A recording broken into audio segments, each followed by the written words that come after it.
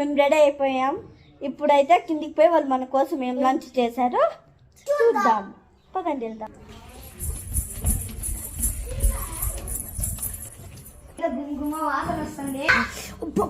Chicken రా, mutton రా, chicken, మిరియాల రసం.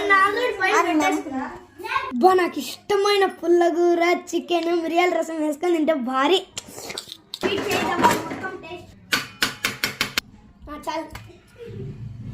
కలర్ రైస్ కూడా చేసినారు. మిరియాల రసం నాకు ఇష్టం ఉండదని.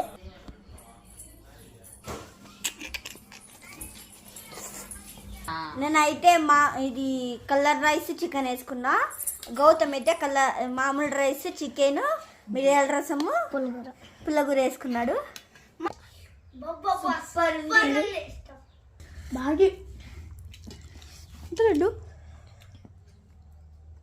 సూపర్.